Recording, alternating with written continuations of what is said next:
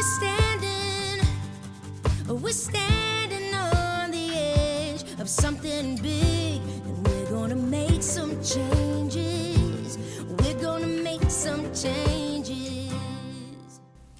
Hi, I'm pleased to announce something very special to me, a new subscription-based service through NextAct Advisors that allows members exclusive access to personal industry insights and bespoke corporate governance knowledge.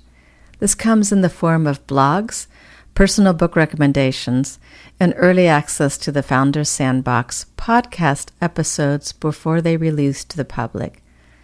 If you want more white glove information on building your startup with information like what was in today's episode, sign up at the link in the show notes to enjoy being a special member of NextAct Advisors.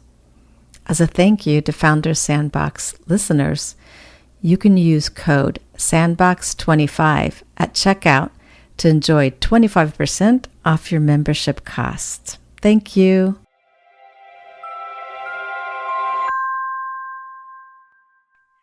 Welcome back to the Founders Sandbox. I am Brenda McCabe, your host of this monthly podcast, where I have guests that are either founders, professional service providers, corporate board directors that actually share a mission with me, which is bringing change to the world through great corporate governance, but building resilient, scalable, and purpose-driven companies.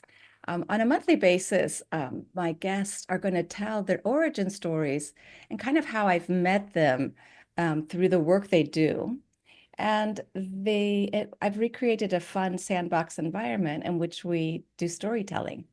And ultimately, we will touch upon resilience, purpose-driven, and scalable or sustainable growth in the businesses that they are. I'm absolutely delighted to have as my guest today Alexa Steinberg. Alexa is counsel at Greenberg Lasker. And before that, she was actually practicing in a smaller law firm. And where her story today is going to kind of have some lessons learned on why she chose to leave the firm and move into Greenberg Lasker. But more importantly, you and I go back a couple years. We are part of an informal group of women. We call ourselves Women in Wealth.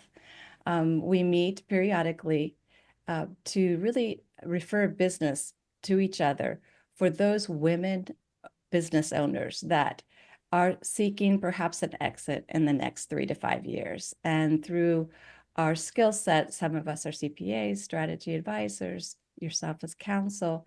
A lot of these businesses are family owned. And so you and I and another, 7 other ladies get to meet each other over lunch and discuss these opportunities. And we're all very passionate about helping women business owners, aren't we, Alexa? We are. Brenda, thank you so much for having me on the Founders Sandbox. I am an avid listener, so I'm very excited that I get to be a guest. Thank you. Thank you. So, we've had many conversations, obviously. But I wanted for my listeners to really dive into what you do today, right? Which is really purpose-driven, and it's preserving family wealth, right? And I know that you actually come from a background where your father owned his business. So tell us a bit, walk us down memory lane and that first story that you told me. Well, growing up, I watched both of my parents. My mother was a career woman. My father, a financial planner, running his own book. My mother, a buyer, and then in fashion, and then into real estate. And I watched. They were both very involved in the community. My mother sat on the Studio City Council, the neighborhood council. She was on many boards, involved with the temple. My father as well sat on many boards, involved with the Boys and Girls Club, involved with the Jewish Federation. So I watched, as my parents really instilled the importance of being involved in community, being involved in family, being involved in the greater good and in purposeful and meaningful organizations. And I sort of learned a lot about that watching them both in their respective arenas being involved. And they've truly inspired me, not only in my career path, but in how I treat my clients, in the arenas that I've become involved in. There's a specific story that I think I've shared with you, Brenda, about my father and how he sort of taught me the value of wealth, the value of money, because as his career, that was what he did. He focused mainly on planning for retirement, and financially setting yourself up and your family up to have generational wealth, and what that looked like and how you could prepare for it when you were 10, 15, 20, 25 years old, preparing for family, preparing for children. And so when I turned 16, my father went into our QuickBooks. We had a family QuickBooks. Oh, wow. That was before it was actually on, it was probably a hard disk, right? Not even on the internet. Oh, yeah. It was like a hard disk. He had, a full setup, massive computers, the whole thing, in our family office. And he went into his QuickBooks and he took what he spent on me in a year. Okay. And he divided it by 12. And this included insurance. Mind you, I just turned 16. So my car insurance, my car lease, medical, entertainment, my tennis lessons, all of these things that were spent on me, what it cost for me to function. Children are expensive, I was very expensive, because I will tell you that check was large that he cut me every month. And he laid out, these are the things that are monthly expenses for you that you need to pay with this money. And the rest you can use on entertainment, gifts, shopping, which I loved. But I had to learn to balance my checkbook and balance this amount of money, because I wasn't able to get any more until the next month. Okay. And that really taught me how that money was never something that was readily expendable to me. And even if I went to Starbucks and I bought a drink with my father's credit card, he'd ask me for the receipt. He'd want to know where the receipt was, always. He was very meticulous in his record keeping, which I am now very much meticulous in my record keeping, and I enforce with my clients, and make sure that record keeping is so important in your business as well. And so when I graduated high school, my father said to me, okay, the checks are done and you need to go get a job in college. And what I will do is I will subsidize the paycheck that you bring home.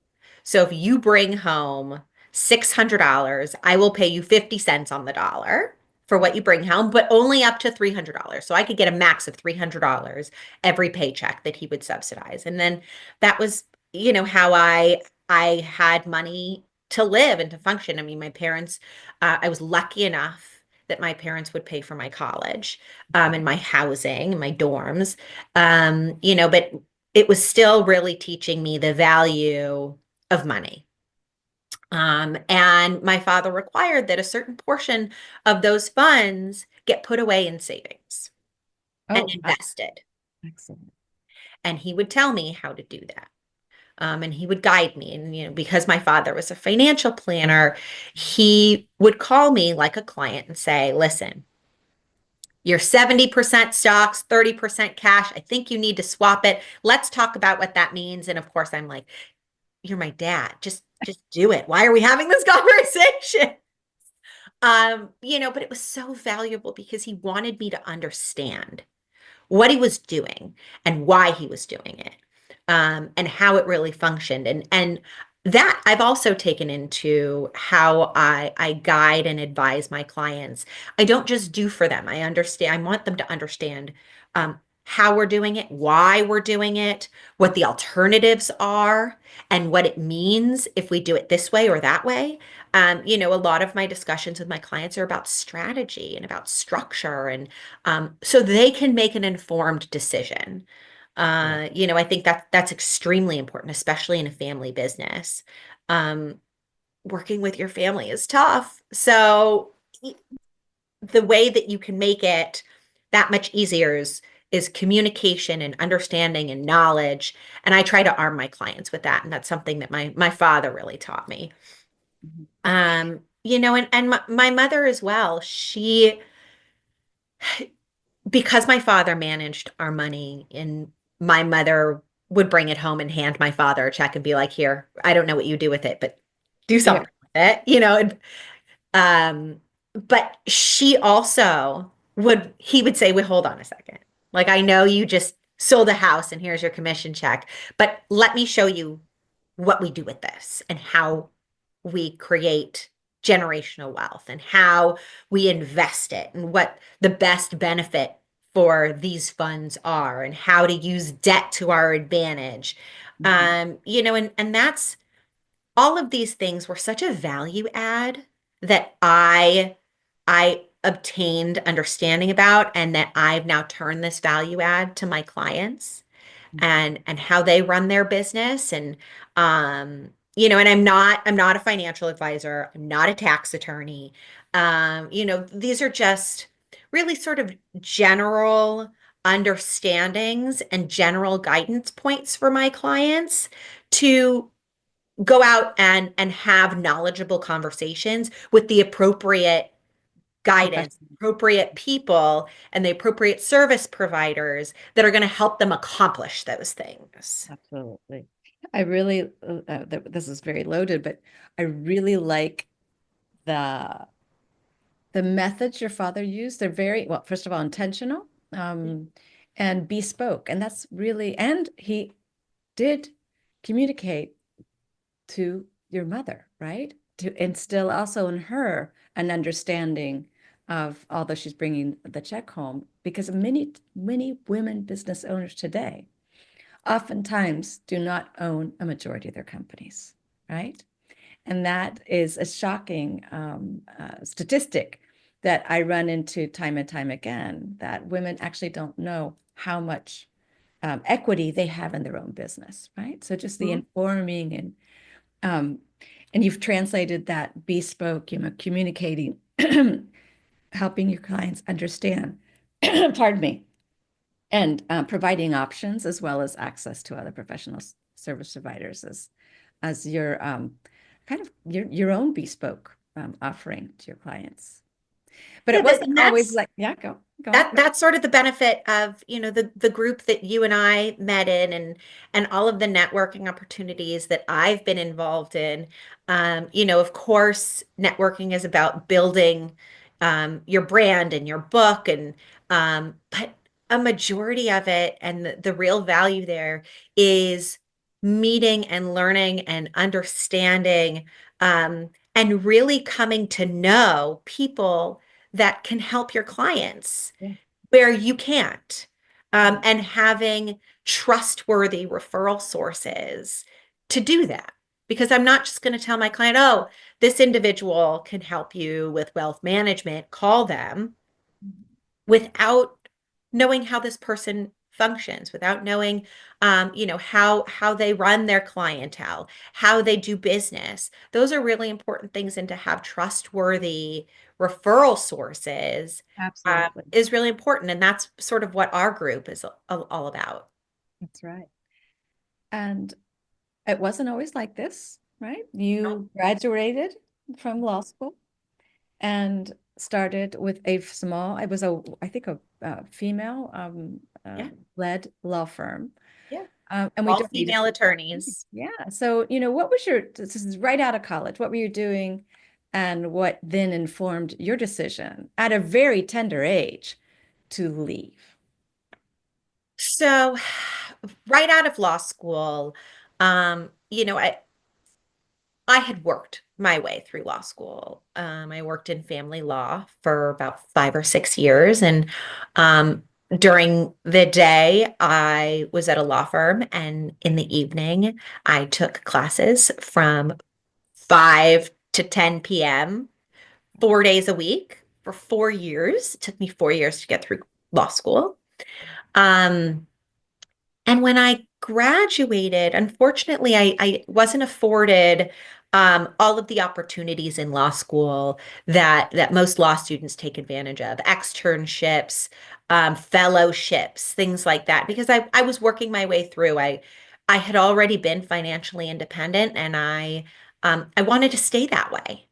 So I Yeah. didn't want to quit my job to Mhm. work, to go to school. I wanted to be able to do it all. Right.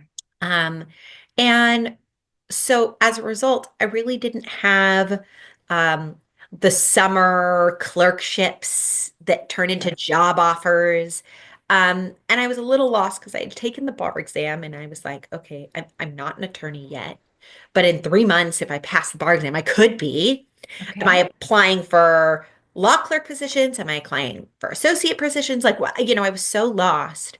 And I went on Craigslist Oh my goodness. and I found law firms that were hiring because I Mhm. figured those people, they're looking to hire somebody now, which is what I'm looking for, and hopefully those people, will transition me into an associate role if I pass the bar exam in a few months. And that was like my first sort of in, and I joined a very boutique law firm in West Hollywood.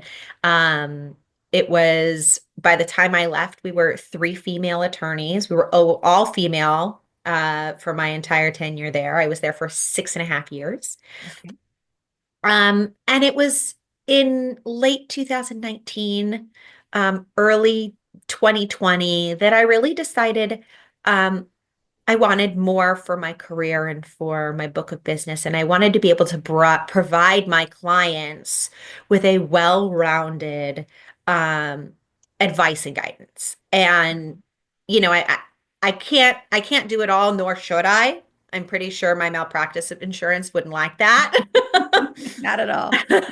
But more and more I had clients that were asking me to help with litigation matters or employment matters. And Right. those are arenas that I know just enough about to be dangerous, but And to be dangerous. I'm Mhm. not going to run, a full litigation. And I can't willfully and knowledgeably advise on employment matters.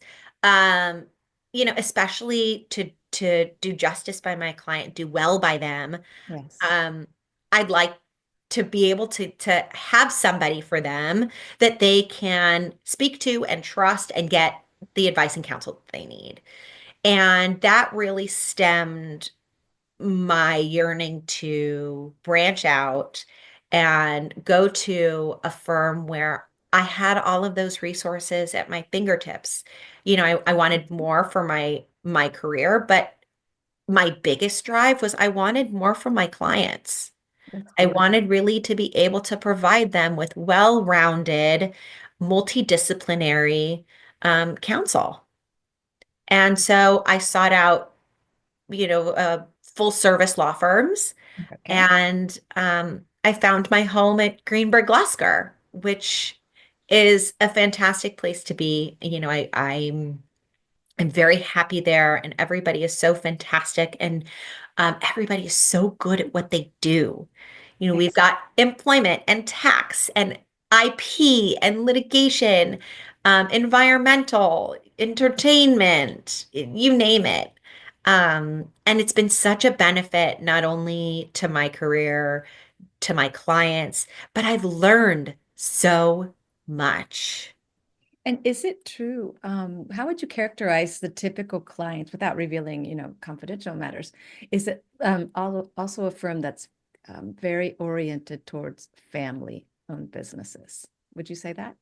Yeah, I would. I'm a counsel in the corporate and tax department. Okay. Um, and we don't have a ton of institutional clients. Right. A lot of our clients are family-owned businesses, Mhm. closely held entities, which I love. On a daily basis, I am working with um, two sisters that own a business together, Mhm. or a multi-generational company where senior is working with G2 and G3, or we're actually this morning I was working on assigning interests and reorganizing and restructuring a bunch of entities that own a bunch of real estate for Yeah. clients, you know. Mhm. Um, and that's also the kind of benefit that I get to be pulled into real estate matters with my corporate expertise to Wow. help a family office restructure their ownership. Mhm. And I love that stuff. We're extremely the way that Greenberg provides advice and counsel is on a very personal level. Okay.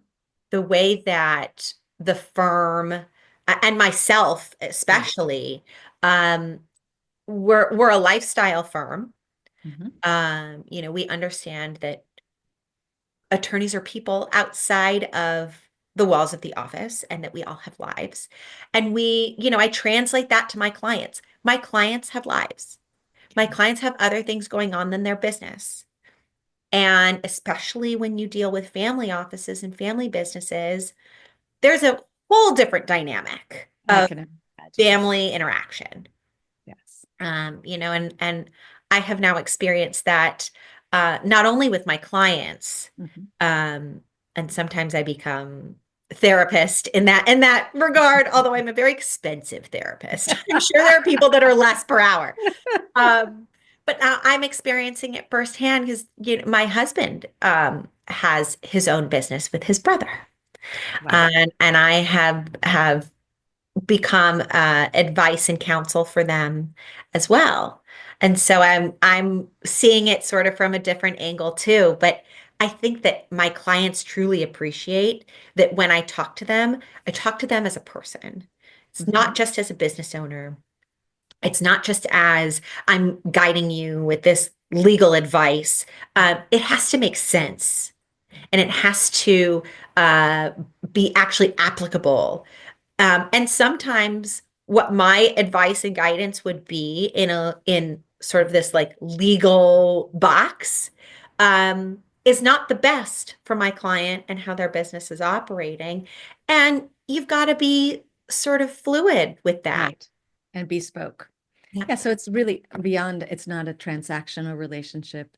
It is a trustworthy relationship based on the values of the family businesses that and Yes. their goals in preserving wealth Yes. or continuing to generate family wealth. Yeah, absolutely. This is a great segue because, I also am passionate and have often guests that are sitting on corporate boards. As counsel, have you observed any best practices and family governance structure? You talk about G1, G2, G3, right? Have you observed any best practices? We don't have to talk about bad practices, right? But any best practices that you would like to share here?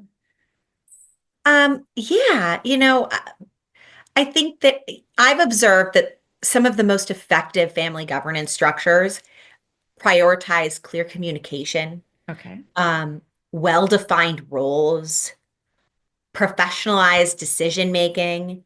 Um, you know, I use this in a very loose sense of the word, but you could establish a family constitution. Creating a board of advisors is always really important. Um, and having independent members in your board of advisors is so incredibly valuable to have a knowledgeable, independent person that can help through disputes Mhm. because business disputes are one thing, but when you include a family dynamic in these disputes, emotions can get high and heated. And so Yes. having an independent third party board is Right. extremely valuable. Somebody that can guide you, something that your family trusts. Those are some big things that I've seen as best practices. Um, And I think that lastly, holding sort of dedicated, regular meetings. Very Because you'll good. talk about business, at the dinner table or, out and Right. about. You're at one of your niece's birthday parties and everyone's there and you're like, hey, did you see that email from XYZ? We got to figure out how to handle that. But those are not the time and place, and you're not going to have a productive conversation. And Mhm. so you need to set aside and Yes. create boundaries between your family life and your business life, Mhm. and set aside regular times.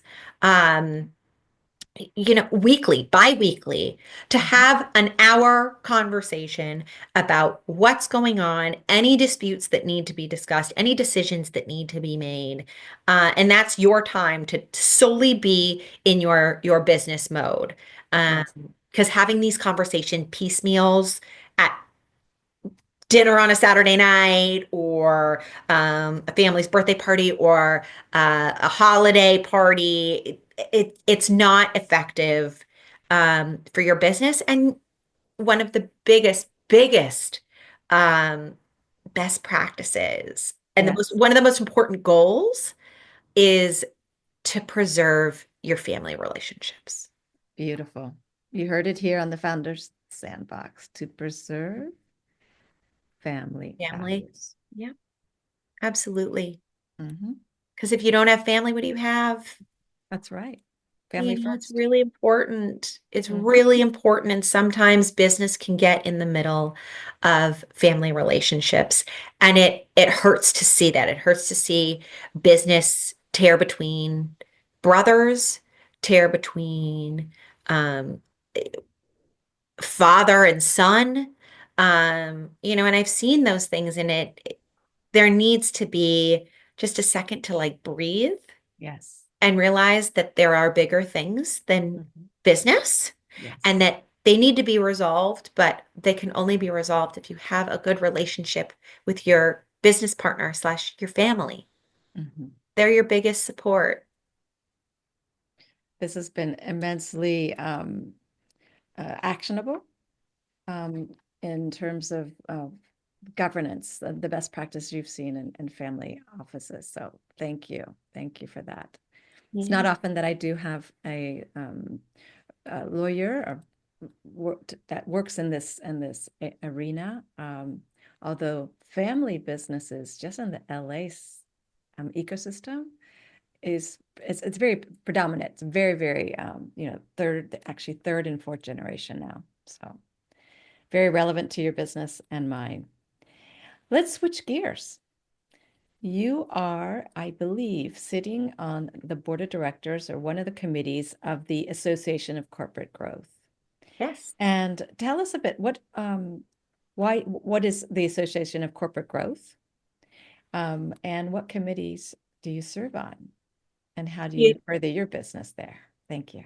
The Association of Corporate Growth, or ACG, is a national organization for professionals in the M&A sphere. So you've got members that are VCs, investment bankers, M&A attorneys, wealth managers, insurance specialists. You sort of name it, anybody that has some sort of involvement in the purchase or Mhm. sale of a business, or just surround sort of just general business governance, that either prepare for an exit.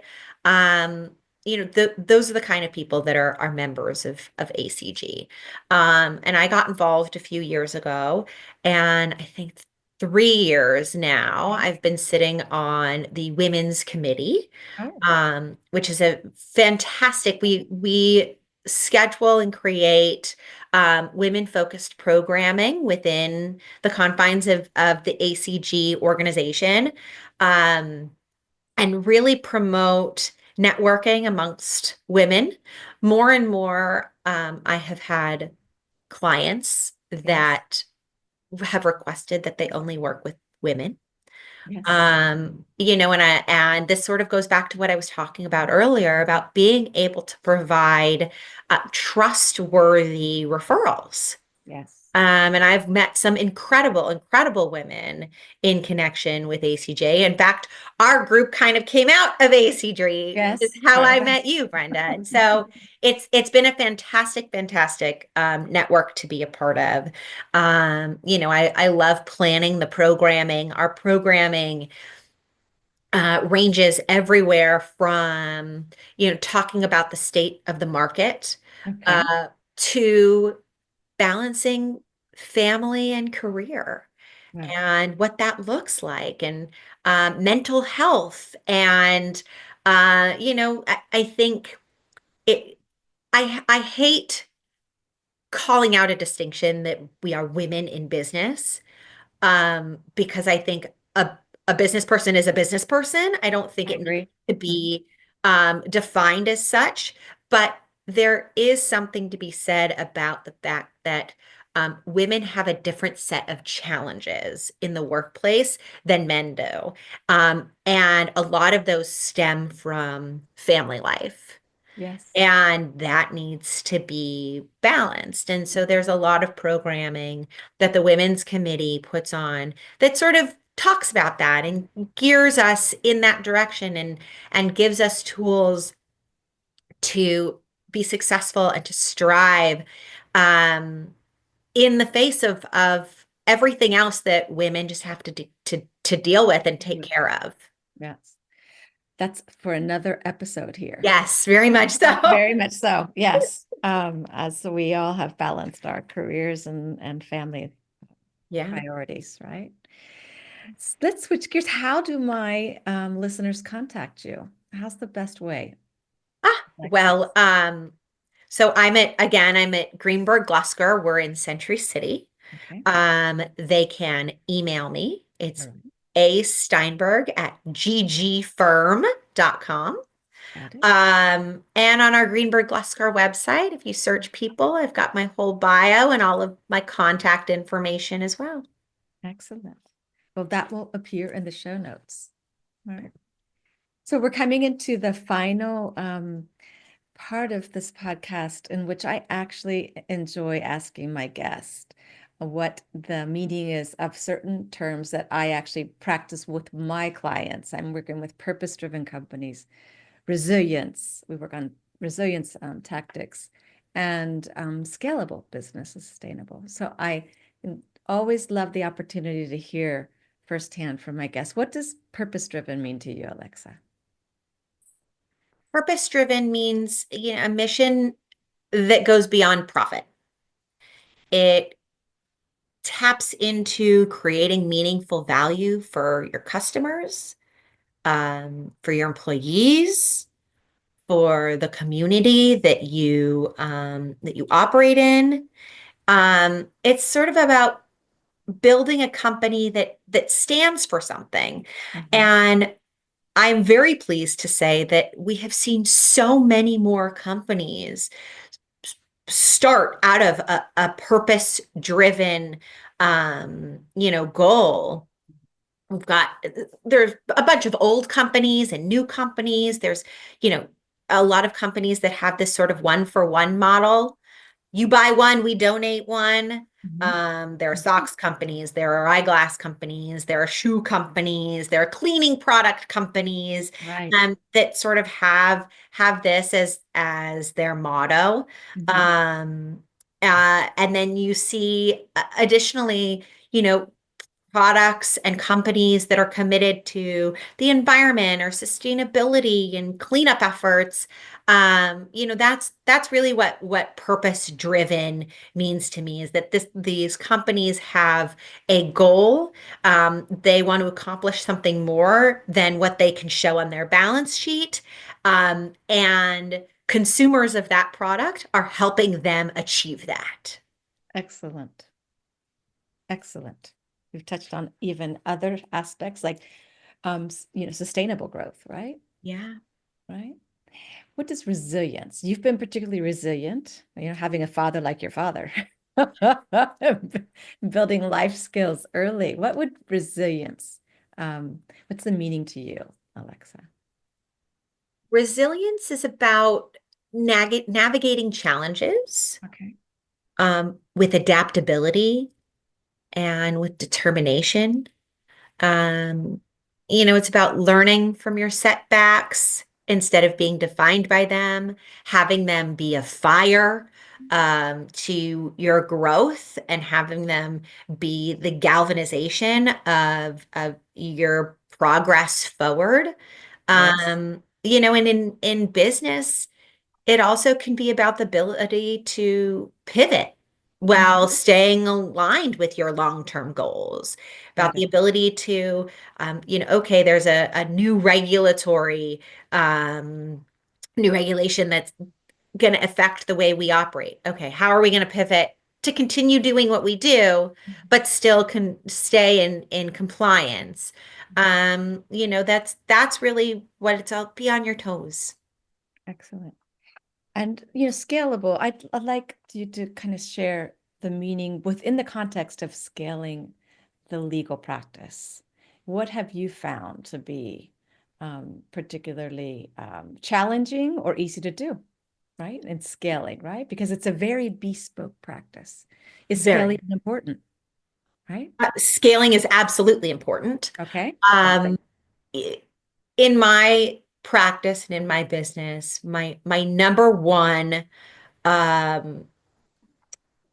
number one goal and the biggest galvanization point of scaling my practice um, are my clients, my current clients. Mhm. If you do a good job for them, they'll continue to come back and they'll continue to give you more business. Excellent. Creating a network. I watched my parents in both of their practices. All of our family friends at this point have at one point or another been a client of my mother's or of my father's. They've swapped clients, Mhm. referred to each other, and these individuals either started as friends and became clients or became friends because they were clients. Fine. And that is the way that both of my parents have built their practice and their brands. Um, and that's how I want to do it too. It's a value add when, listen, attorneys are scary to begin with. Nobody wants to talk to an attorney. No. It's expensive. Half the time you have no idea what they're talking about. It's a different language. But if you create this relationship um, of trust and of loyalty and of friendship. And when you feel like your attorney sees beyond just you as a dollar figure or you as a business, it goes such a long way. And that's my main value add to my clients. And in turn, they help me scale my business. My clients continue to come back to me, and I'm able to continue to grow that because I can satisfy all of their needs with the network that I'm creating through Yeah. places like ACG. Yeah. So that's what I see as scalable in my industry. It's extremely important. Um, and it goes to the heart of how I practice law and how I guide and advise my clients. Beautiful. Thank you. You heard it here on the Founders Sandbox. Last question, Alexa. Yeah. Did you have fun in the sandbox today? Oh, it was so fun. Brenda, thank you so much for having me. This was fantastic. Thank you. So, to my listeners, if you've enjoyed this monthly episode with Alexa Steinberg, counsel at Greenberg, is it Greenberg Lasker, right? Greenberg Lasker. Lasker. Yep. Um, I encourage you to sign up, subscribe either on Apple Podcasts or Spotify. I'm on all main podcast streaming services where my guests talk about how they built resilient, scalable, and purpose-driven practices informed by their origin stories. You can find it here on the Founders Sandbox. Thank you, and signing off for this month. Thank you, Alexa. Oh, thank you. This was fantastic.